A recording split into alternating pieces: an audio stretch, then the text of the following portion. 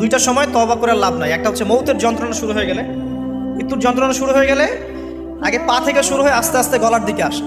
হাদিসে যেমনটা এসেছে, সূরা ওয়াকিয়ার মধ্যেও আছে যে পায়ের দিক থেকে যন্ত্রণা শুরু হয়ে আস্তে আস্তে আস্তে আস্তে এই গলার দিকে আসে, এবং আত্মাটা গলার এখানে যখন চলে আসে, এখান থেকে মালাকুল মউত আত্মাটাকে নিয়ে চলে যায় এবং চোখ দিয়ে তাকিয়ে থাকে মানুষ। রুহটা চলে গেলে মানুষ চোখ দিয়ে তাকিয়ে থাকে, দেখবেন এই কারণে মৃত ব্যক্তি তাকিয়ে থাকে, চোখ খোলা থাকে। এবং তখন আসমান থেকে সিঁড়ি নামিয়ে দেওয়া হয়, ওই সিঁড়িতে করে আত্মা চলে যাচ্ছে, ও তাকিয়ে দেখে যে আত্মা চলে যাচ্ছে। এবং মানুষ মারা যাওয়ার পরে চোখ জীবিত থাকে অনেকক্ষণ। মেডিকেল সায়েন্স যারা পড়েছে তাদেরকে জিজ্ঞাসা করবে, মানুষ ডেড হয়ে গেলেও চোখ দেখবেন আরও কয়েক ঘন্টা, হয়তো আরও নির্দিষ্ট একটা সময় পর্যন্ত চোখটা কিন্তু জীবিত থাকে। এই জন্যে চোখ বন্ধ করে দিতে হয়। যাই হোক, যেটা বলছিলাম যে মৌতের যন্ত্রণা শুরু হয়ে গেলে তওবা করে লাভ নাই, তওবার দরজা বন্ধ।